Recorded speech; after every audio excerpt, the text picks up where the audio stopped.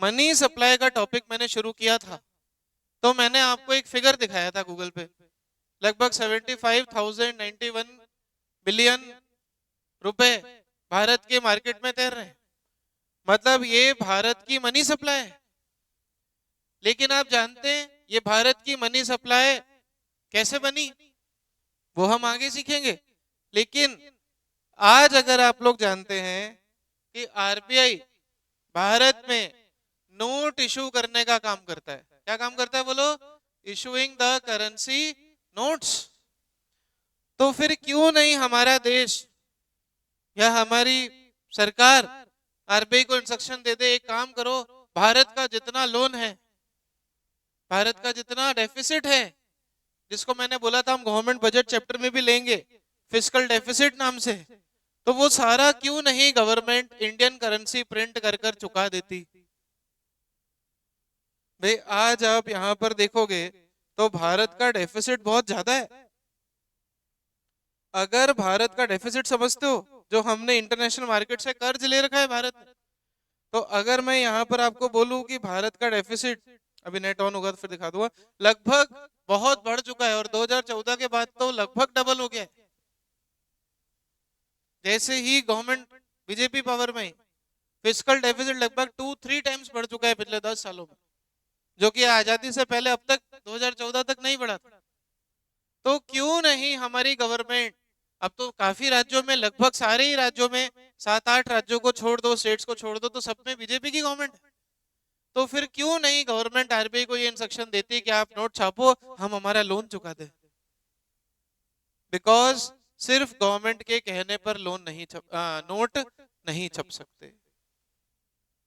आज हम लोन लेते हैं, छोटा सा आप एक कार लोन लो तो भी आपको वहां ब्लैंक चेक, अपना इनकम प्रूफ, गारंटर तक देना पड़ता है। क्या देना पड़ता है? गारंटर। से फॉर एग्जांपल मेरे कार लोन की गारंटी रोमिल सर ने ले रखी है एग्जांपल। तो एक छोटे से कार लोन, वो भी उस व्यक्ति की गारंटी के लिए, इतनी छोटी सी कार के लिए बैंक को गारंटर चाहिए। तो देश को जब लोन लेना हो तो देश गारंटी में क्या रखता हो? तो और अगर अगर ऐसा हो जाता कि कर्ज सरकार का चुकाने के लिए सेंट्रल बैंक नोट छाप के अगर कर्ज चुका दे, तो आपको पता है हालत श्रीलंका जैसी हो जाती है, जिम्बाब्वे जैसी हालत हो जाती है, जहां 1 करोड़ रुपए का नोट होते हुए भी देश गरीब है। बिकॉज नोट छापने के लिए भी एक सिस्टम चलता है जिसको आरबीआई का सिक्योरिटी सिस्टम बोलते हैं, और इस सिस्टम को बोला जाता है MRS, minimum reserve system. Marginal rate of substitution नहीं, वो माइक्रो था। यहां पर आरबीआई एक रिजर्व मेंटेन करता है। क्या मेंटेन करता है बोलो? एक रिजर्व। इस रिजर्व में आरबीआई के पास 200 करोड़ रुपए का रिजर्व है। कितने का रिजर्व है? 200 करोड़। और जो भी नोट इशू होंगे ये 200 करोड़ के रिजर्व के अगेंस्ट ही इशू हो सकते हैं। तो आप बोलोगे सर फिर 200 करोड़ क्या, आपने वो जो 75,000 करोड़ दिखाए थे वो कैसे बने? भाई आप देखो, आरबीआई मैंने बोला है फ्री में नोट तो छापेगा नहीं। आरबीआई का एक रिजर्व सिस्टम चलता है जिसको हम कहते हैं मिनिमम रिजर्व सिस्टम। और ये मिनिमम रिजर्व सिस्टम तो सिर्फ कितने रुपए का है बोलो? 200 करोड़ का।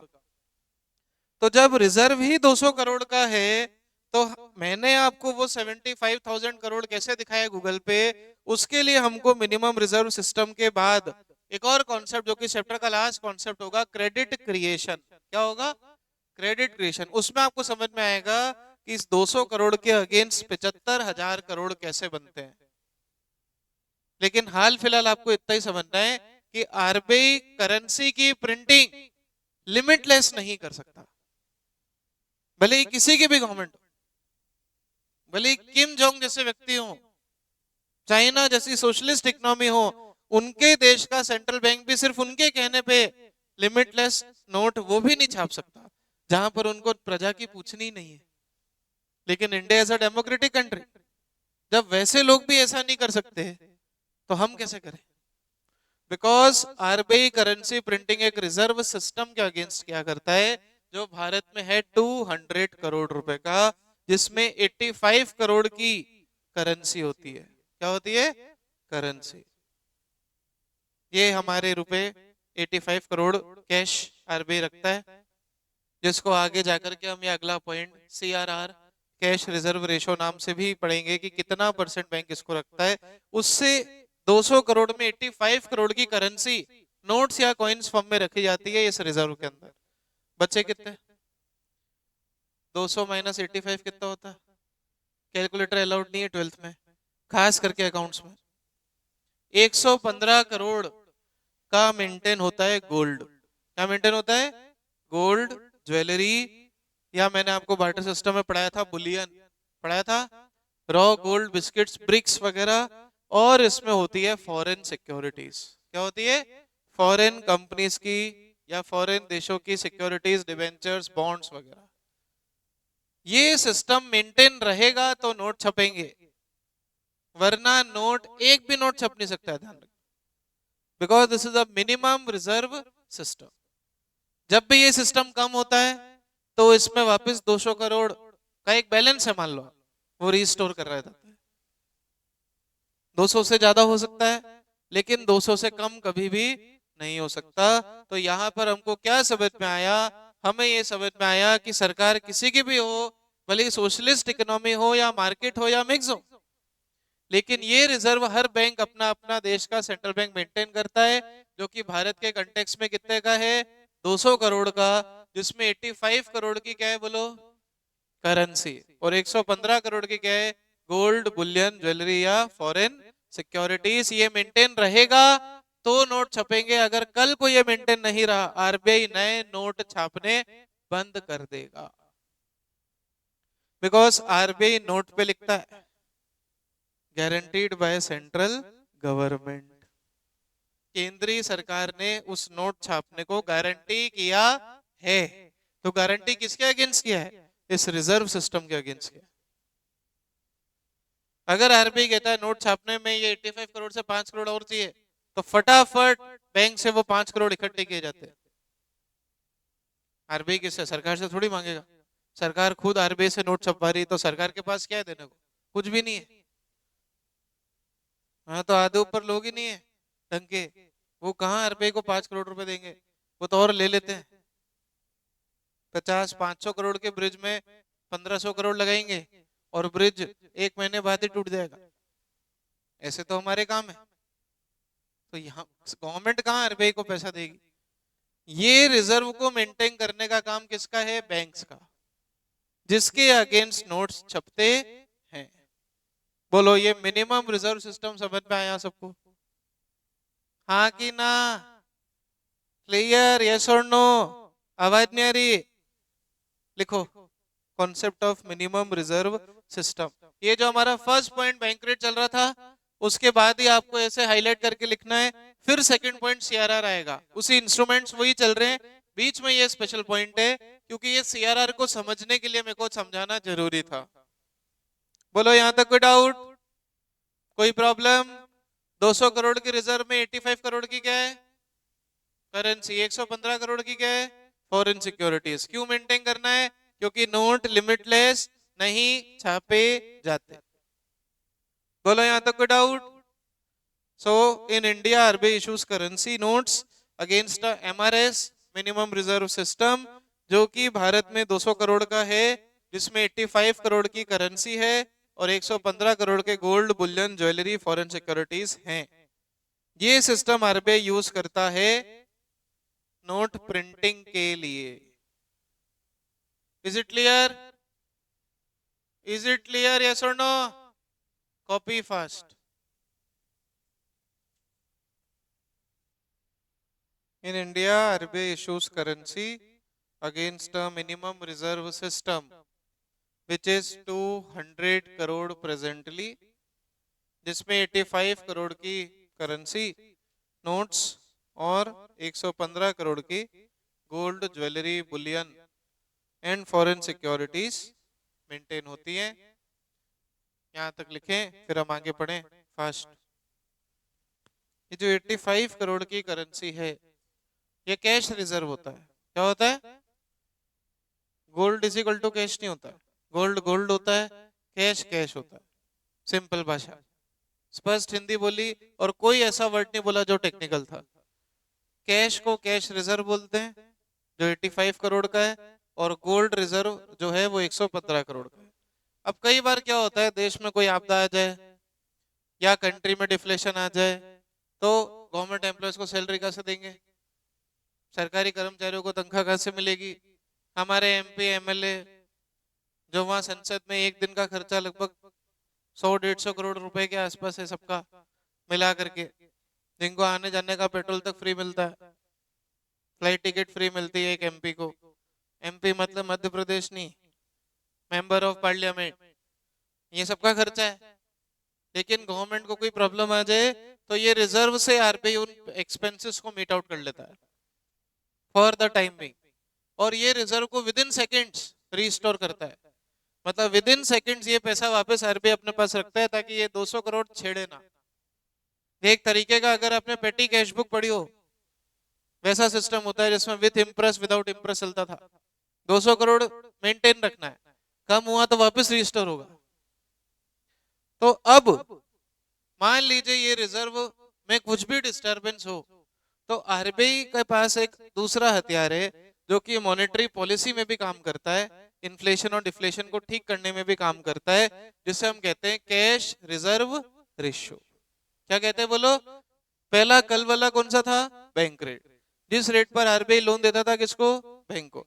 अब ये वो रेशियो है जो कि जो बैंक्स हैं, बैंक मतलब जहां पर हम पैसा डालते हैं अपने खुद के बैंक में, सेविंग अकाउंट में, करंट अकाउंट में, राइट। हम जो डिपॉजिटर जो अपना पैसा बैंक में जमा करता है, वो बैंक का हमारे लिए, वो बैंक के लिए लायबिलिटी हो गई। भाई आज मेरे खाते में मान लो 5,000 रुपए पड़े, इससे ज्यादा कहाँ है आप जानते हो, तो 5,000 में से मैं 5,000 रुपए कभी भी भले कल विड्रॉ कर लूं, तो बैंक की तो लायबिलिटी है ना 5,000 देना मैं जब मांगू।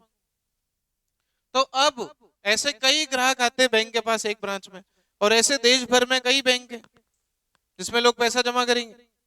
अब क्या होता है कि आपने बैंक में पैसा जमा कर दिया, बैंक भी उसको खुद के पास तो रखने से रहा, बैंक उसको आगे क्या कर देता है? लोन दे देता है लोगों को। मतलब इनने पैसा जमा करा 2 लाख, मेरे को 1 लाख का लोन चाहिए, तो बैंक 1 लाख का इनके 2 लाख में से मुझे क्या दे देगा? लोन। ये बात समझ में आई? अब क्या है कि इस रिजर्व को भी तो मेंटेन करना है, तो आरबीआई यूज करता है द कॉन्सेप्ट ऑफ सीआरआर। क्या यूज करता है? सीआरआर, जिसको हम कहते हैं कैश रिजर्व रेशियो। ये वो परसेंटेज ऑफ बैंक है, बैंक के वो परसेंटेज डिपॉजिट हैं जो हर बैंक को अपने टोटल डिपॉजिट्स का, टोटल डिपॉजिट जो उसने जनता से लिए, सेविंग अकाउंट पे लिए, करंट अकाउंट में जो पैसा लिया है, उसका टोटल डिपॉजिट का वो परसेंट जो एक बैंक को आरबीआई के पास रखना है। किसके पास रखना है? मतलब बैंक रेट में रिवर्स हो रहा था। बैंक रेट में ये बैंक जो कमर्शियल बैंक जिससे हम लोन लेते हैं, वो लोन ले रहा था, किससे लोन ले रहा था? आरबीआई से लोन ले रहा था। लेकिन अब हमारे पास बैंक के पास आ गए डिपॉजिट्स। भाई मेरा मान लो बैंक है और उसमें आप सबका अकाउंट है, तो आप सबने मिला करके मान लो मेरे बैंक में 5 करोड़ रुपए जमा कर रखे। कितने रुपए जमा कर रखे? 5 करोड़। तो आरबीआई मेरा अथॉरिटी है, आरबीआई सारे बैंक का बाप है, लिखा भी रखा है मैंने, बैंकर्स बैंक। सारे बैंक को किसकी डायरेक्शन फॉलो करनी है? आरबीआई की। तो आरबीआई की डायरेक्शन रहती है कि तुम्हारे पास टोटल 5 करोड़ है ना, आरबीआई मुझे बोलेगा, मैं बोलूंगा हाँ, तो आरबीआई बोलेगा इसमें से कुछ परसेंट मुझे दो। आरबीआई क्या, लोन नहीं, लोन तो बैंक रेट में था। अब आरबीआई क्या बोलेगा? तुम्हारे पास टोटल 5 करोड़ है ना एक ब्रांच में, मैं बोलूंगा यस, तो आरबीआई बोलेगा कुछ परसेंटेज मुझे चाहिए। अब मैं आरबीआई को बोलूंगा क्यों चाहिए, तो आरबीआई बोलेगा ये जो कैश रिजर्व मेंटेन करना है हमको 200 करोड़ का, हमको ये मेंटेन करने के लिए चाहिए, है ना। तो कैश रिजर्व 85 करोड़ से अगर कम हुआ तो आरबीआई 5 करोड़ की डिमांड आपसे कर लेगा, तो ऐसा नो, ताकि वो रिजर्व क्या रहे? मेंटेन, है ना। तो ये तो सीआरआर का मतलब है। सीआरआर का मतलब क्या है?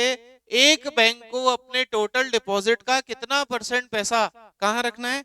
आरबीआई के पास, in form of cash reserve, in form of cash reserve. Cash reserve कौन मेंटेन करता है? अभी समझाया मैंने, आरबीआई। अब आप सोचो, ये मीनिंग क्लियर हुआ किसी को इस मीनिंग में कोई डाउट? ये इजीएस्ट चैप्टर है, ध्यान रखना मैक्रो का। फिर भी पीछे वाले बातें करेंगे तो फिर कुछ नहीं हो सकता। बस एक चैप्टर और उसके बाद मैं नेशनल इनकम लेने वाला हूं। समझ में आया? तो अब आप ये समझो कि अगर बैंक के पास टोटल 5 करोड़ आए, जिसमें से आरबीआई के पास हमने कुछ पैसा दे दिया, तो बचा हुआ ही लेंडिंग करनी है, बचा हुआ ही बैंक लोन देगा। अब आप जरा सोचो कि अगर इन्फ्लेशन है, क्या है इन्फ्लेशन, मतलब लोगों के पास ऑलरेडी खूब पैसा है। अगर लोगों के पास ऑलरेडी खूब पैसा है तो बताओ उनके बैंक में भी ज्यादा पैसा होगा या कम पैसा होगा?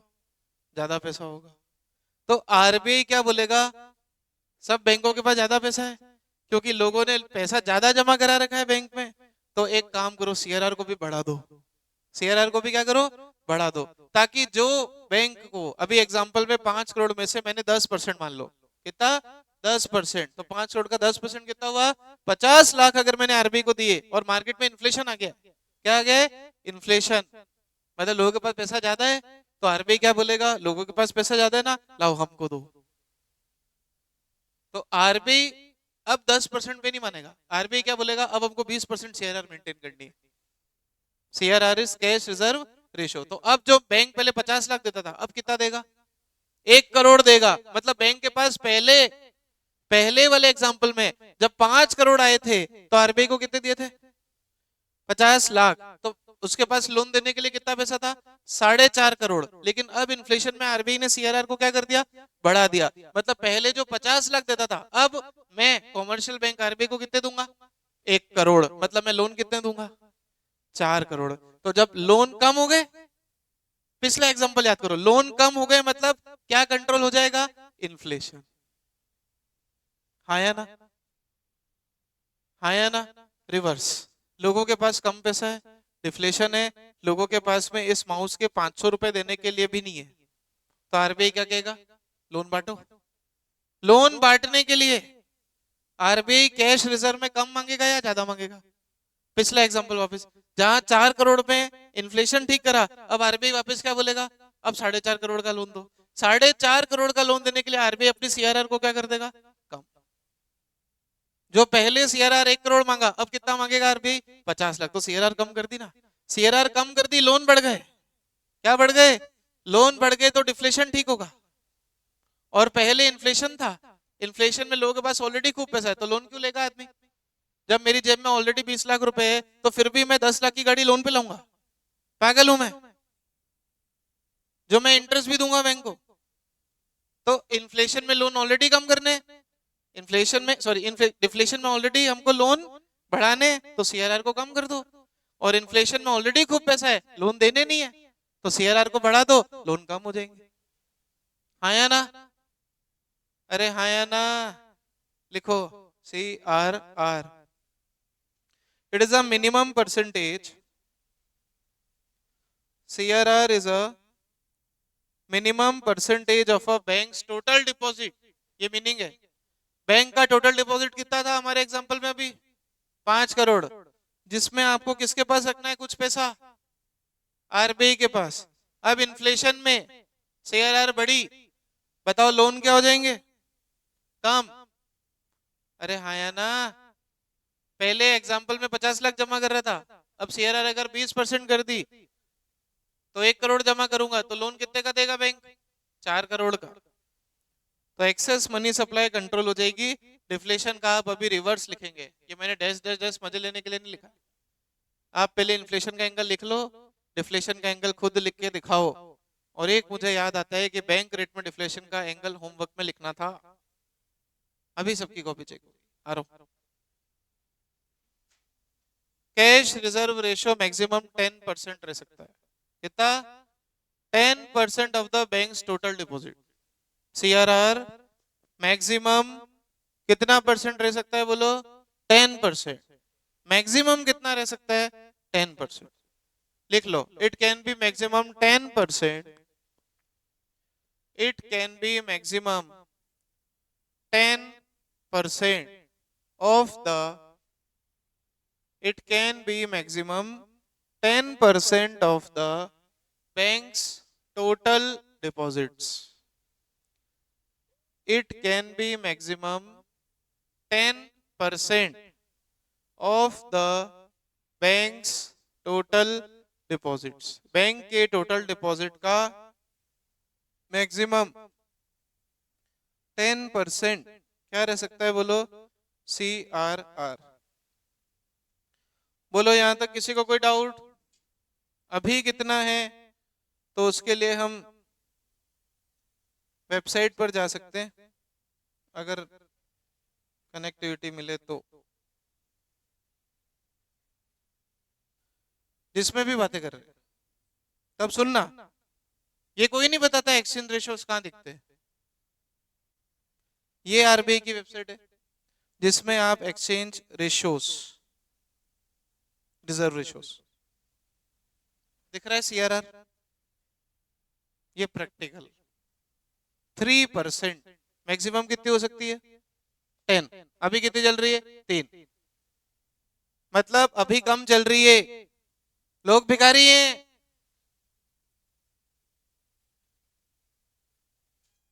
10 मैक्सिमम हो सकती, 3 कर दी, अभी यही तो लिखा तुमने कॉपी में, डिफ्लेशन में कम करी, तो अभी डिफ्लेशन है देश में। कोविड के बाद से लगभग अब तक डिफ्लेशन चल रहा है इंडियन इकोनॉमी में, और हम कहते हैं 5th लार्जेस्ट इकोनॉमी, ले 3%। वेबसाइट मेरी तो नहीं ना, मैंने घर में तो नहीं बनाई ना, यहाँ कहीं करे रेट सारा लिखा हुआ। 3% लोग कोविड के बाद से अब तक पैसा नहीं कमा पा रहे, और वॉर अलग हो गई। 3%, कितना बोलो 3%। कैश रिजर्व रेशो वही लिखा है, नेक्स्ट हेडिंग वो कल पढ़ेंगे।